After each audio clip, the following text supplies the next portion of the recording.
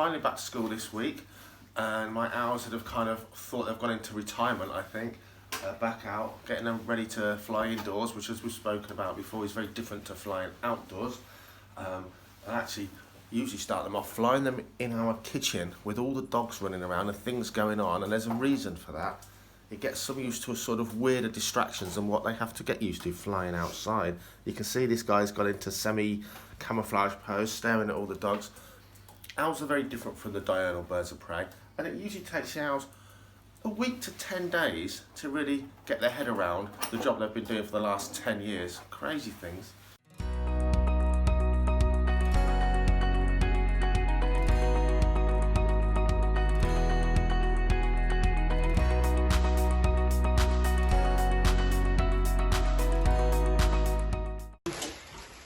Oh, that's see ya. Bye, baby. Oh, Fan.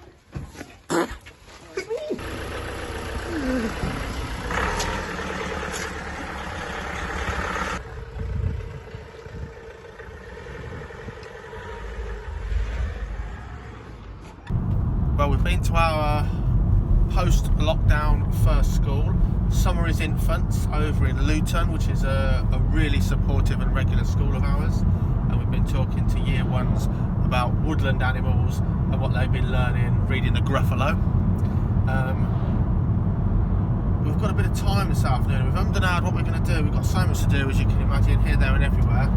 Where do we put our time? But it's 11 degrees, sunshine and cloud.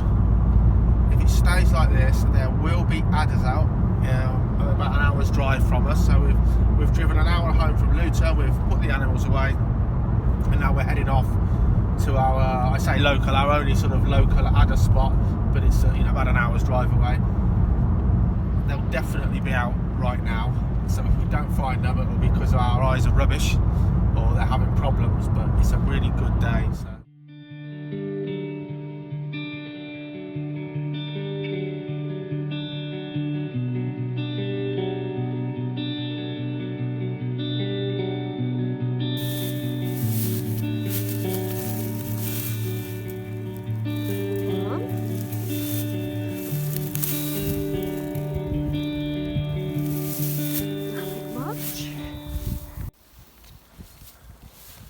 Look at this little guy, too cold to move almost, under the rock.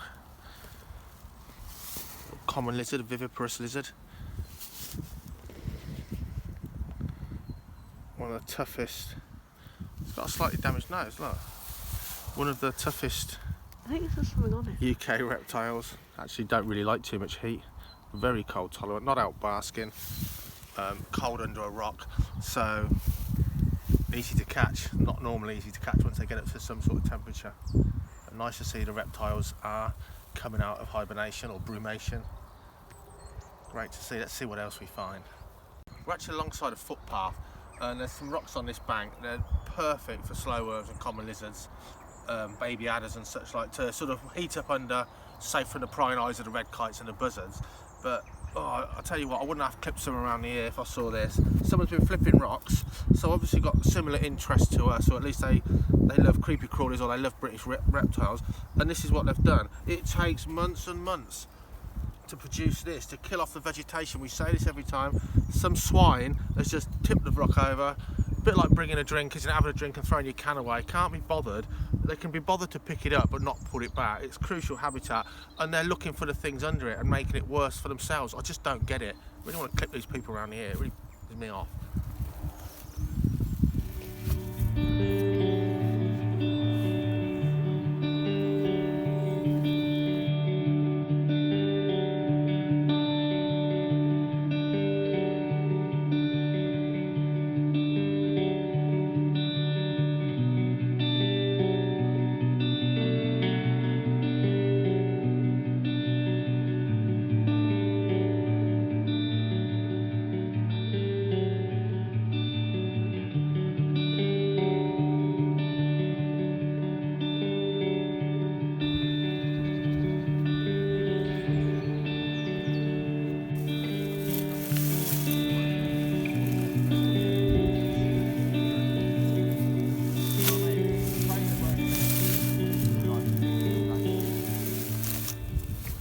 go. Right, Georgia says she's going to film these because she thinks there's something under them. So if there is, it will seem very set up. It's not, but let's see. I'm going to say ants.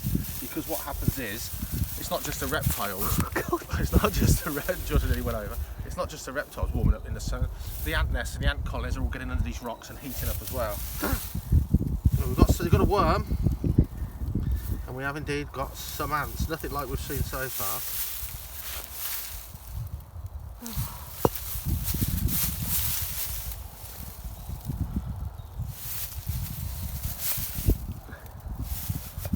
Always check the small nondescript rocks. Surprising what will live under those that you never would have bothered thinking. Look, tiny rocks like you just said. And a lizard.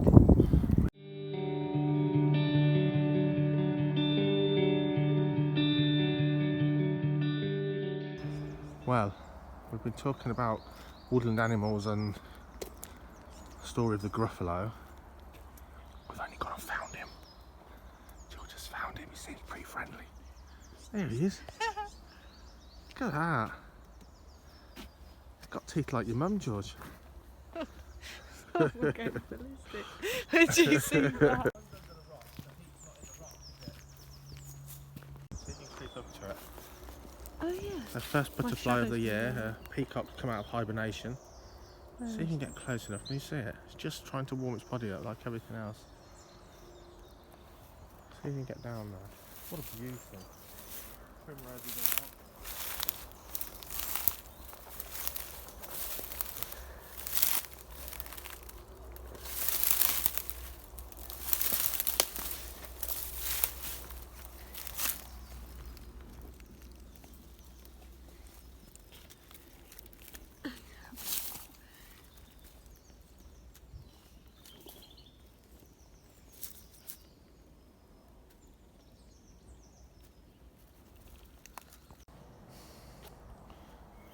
So once again, someone's been flipping rocks. Too bloody bone idle to put them back. And then again, people can bring their packed lunch up here, enjoy the forest and the countryside. They want to come here because it's beautiful, but they can't be bothered to take the empty wrappers. So whatever your drink weighs, you can manage to bring it, but the empty bottle that weighs nothing, you can't take it home. Really got some on wick, really does. And we've had a lot more of this in the last sort of 12 months. You've had a lot more people going into the countryside, something I want to champion, but leaving it in a disgrace because they're not really countryside people and they're not really learning about the countryside before they go. They're kind of treating it like a town high street. Throw their litter away, someone else will pick it up. It's an absolute disgrace and you never seem to catch them doing it. And the same with rock flipping. If you're interested in animals enough to flip rocks, why wouldn't you put the rock back?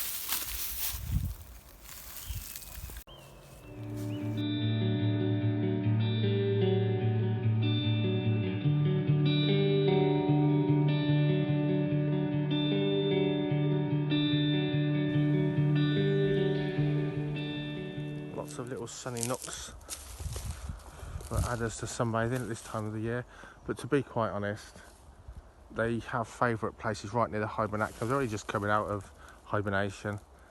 I've checked out 1, 2, 3, 4, 5, 6 places, almost guarantee on a day like this you'd find them just out basking. No sign at all. Doesn't make me happy. It doesn't make me happy because we haven't found any yet, but it doesn't make me happy if the numbers are dropping, that's for sure. Loads of public pressure here these days. Never used to be any public pressure at all. And unfortunately I've got a lot of dogs, but dog walkers in areas like this do push off wildlife, reptile life for sure. We'll keep searching. Sun's out. It's 11 degrees, but it's absolutely warm as anything in the sun. Let's see.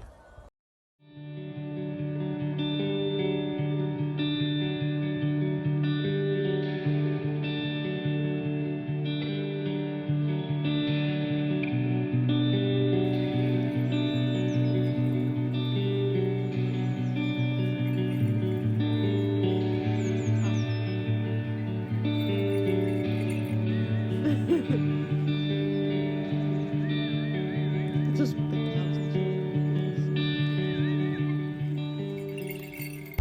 So we're just driving back to a regular school in Gloucester. It's our first really early morning, 4 o'clock AM alarms to get up and get there, about 100 miles away. One incredibly windy last night, gale force winds, banging stuff around outside, couldn't get to sleep. Just what you want when your alarm's going off at about 4 a.m. We saw every year group, really good stuff. These kids have only been back to school a few days, and asking them, it's in about 85% of them said they prefer to be at school learning than trying to learn at home. Some preferred it at home. We're quite tired. We've got 93 miles before we get home. Really need a cup of tea. And that's it now for schools for at least a couple of weeks. But beautiful scenery. We're passing by the Cotswolds soon. The sky's actually blue right now, the sun's out. So that's it, that's our first week back to school for a long time. Nice to get back in the swing of it. The animals and the birds are pretty good.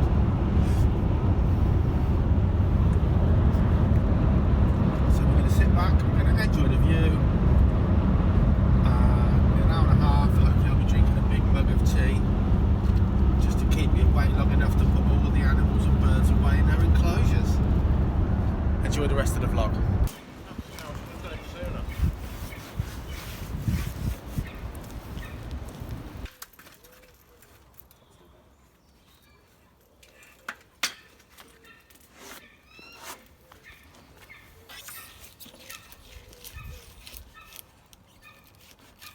Can you tell if that's up the other side?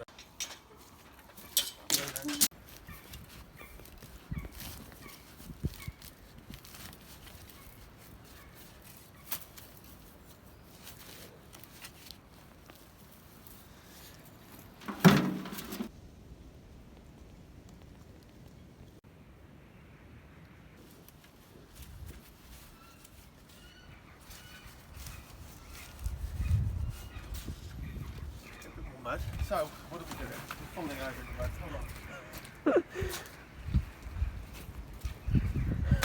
We're just getting some plants into our enclosure now. What we can't have is anything that's going to grow tall with a tall flower spike. And on that note, I've got a mullein which has a flower spike this tall. And of course, should it fall over, it's kind of a ramp out for our slowworms and lizards and frogs to actually climb out of, so we've got to keep an eye on things. So around the edges here we're going to have Alchemilla mollis, and we're going to have some creeping jenny, and that's going to cover these edges of the pond. We've got to get rid of that square plastic shape. We're going to have probably on here some oh God, it's got a bit cold again. We're going to have some heathers, some Kaluna or something similar, and we'll just keep them clipped down to a reasonable height. We're going to have a nice piece of wood here that comes up reasonably high for our lizards to come and sunbathe on, but central so they can't jump off and disappear, and around there we'll have some more woodland plants. So we've got some comfrey here. This is going to be a boggy bit, and this is going to be filled up with compost full of worms, which is something that the slowworms can burrow into, and also to keep those worms fed, which will be a great natural food source. So different bits of it are going to all vary. So under here is a hibernaculum. There's a hibernaculum here, which they can enter a polystyrene one. We've got a pond.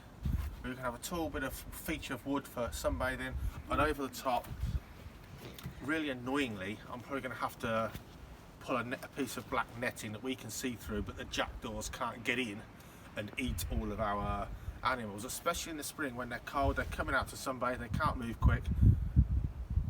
Like any parkland sort of, he said posh house, but any posh house parkland area, you do end up with a lot of magpies. There's a lot of nest sites for them, and they're clever and they're crafty and they're predators, so we don't want our stuff eating.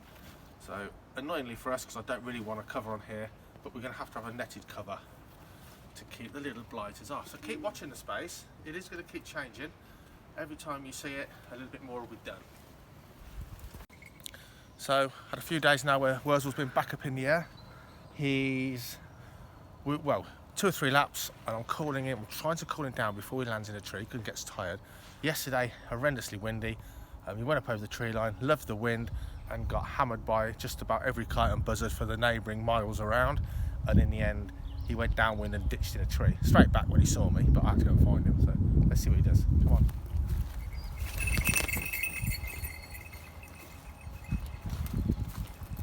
And really, I just want a couple of laps, call him back in.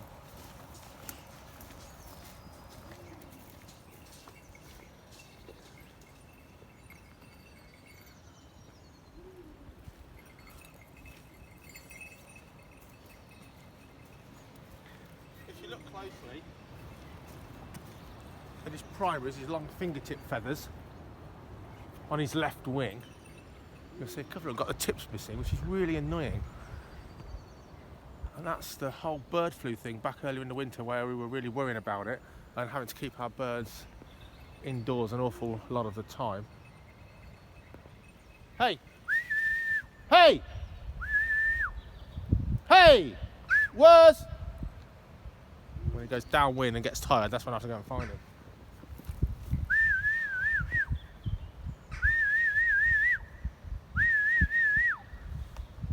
See if we can get his attention and get him back now.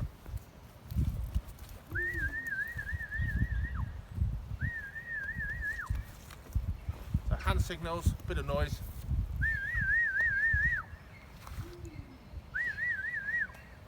And a nice bit of rabbit to finish. I flinched then. So that's good. Kept on the wing. He shelters This is you a good from idea the because he's going rain. to hay in a second. He kept on the wing. Actually had a bit more flying time. Enjoyed the flying, and here comes the hail. So I'm going to stay under here. We're going to feed him up, change his kit, and get in the dry. This is perfect. So whilst, excuse the algae, on my list of things to do, whilst our captive bred great crested newts are still courting away in here, over this side now is my tropical fish tank from home, because we are hoping to move in the next few weeks, and to be honest, I can't think of anything worse than trying to move an aquarium along with the rest of your house on moving day. So that's up here at the moment, at work if you like. So it's something I don't have to stress about, I don't have to worry about. Surprisingly, considering how it went, they all survived the move pretty well indeed.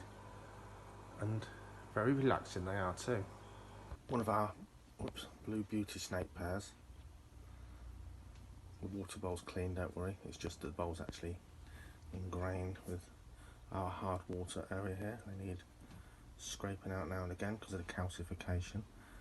But have a look. So this is the biggest female and the smallest male.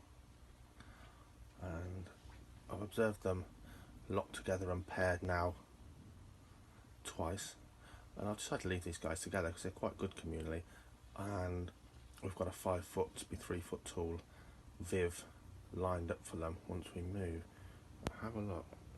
Difficult to see what's going on. You know, let's see if I get the phone in there.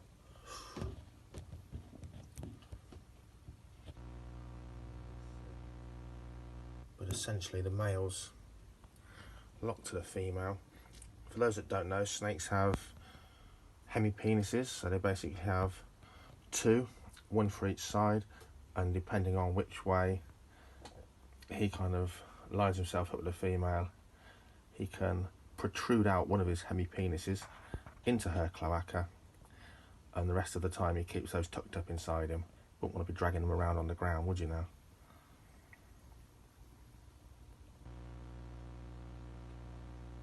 Really good, because this is the first time we've tried to breed this species, and I was thinking it'd be next year, but one of the females has just grown tremendously and she's nearly as big as this male. The other one's at least a year behind, even though they're sisters. And again, for those that don't know, snakes don't grow according to their environment, they grow according to their food intake. If you stuff them full of food and overfeed them, they'll grow quick, but they'll also have small heads in comparison to their bodies generally, and just like us, they'll be obese, and that's not really great for any kind of animal breeding.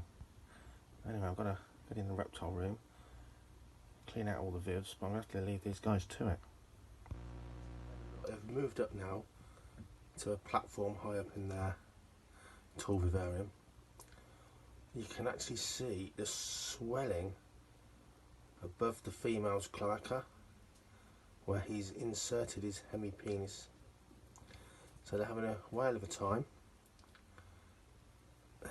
Totally chilled out. Little hatchling blue beauties are going to be absolutely gorgeous. So Horizon's been out. It's the worst possible conditions to fly this bird soaring. So Joe's training has changed a little bit. We've got the soaring field. If you come on our experience day and you luckily get here in gale force winds and howling winds, which he excels in. But what have you been doing in this field with him, Joe? I've been doing short flights a bit like you do with the Harris Hawk, only he's much more impressive. And he just ate that whole rabbit bone in one. Goodness me. Flip top head. Yeah. So a little bit more hawk walky Yes. when the weather's calm. Definitely. We walk around the arches onto the plateau, fly him a bit in front of the house as well, which is always beautiful. And then bring him back around this way, walking and flying him all the time. And so far it's worked out well. He is doing that dual role, isn't he? As long as we use separate fields, like. He seems to understand it. If he comes in here, he does short flights. If I take him up the top field, I expect him to do sort of proper soaring. So he seems to understand that. Different job sort of thing. Because Yeah. what we found the last couple of years, he only really soars if it's windy, doesn't he? Yeah, it's got to be really windy. Yeah. So we were getting guests coming in and they would love to handle and fly this bird free. And we weren't flying him on those days because he was basically rubbish for that job, wasn't he, if it wasn't windy. He would just so sit in a tree and look at you and go, Yeah. really? You know. So we kind of sort of twisting his job description a little bit so that our guests that come on our premier experience, if you like, they can still have a chance of flying this bird, whatever the weather, really, eh? Yeah, definitely. And he's a beautiful bird to have on your glove. I mean, he's stunning looking. Oh, it's fantastic, isn't he? In this adult plumage, he is gorgeous. Absolutely And he beautiful. has real presence. This is what you think of as a bird of prey, I think. Yes. So to have him on your glove, whether he's doing a stoop down to it or whether he's just flying in, it's still pretty amazing. I He think. is. When his wings are out, he looks really fantastic, doesn't he? Absolutely beautiful. Just sort of off at a tangent, Joe. Have you got a pet cricket in your pocket? What is that noise? It's my telemetry, my GPS system. Ah, I thought your pacemaker was sort of actually starting. Stop it. Joe's actually one of the lucky people, unlike me, so I'm keeping well away from her because she's a spreader now. She's now had the jab, so that's really fortunate for us and I guess really, isn't it? And you know, we're going to start working with people again.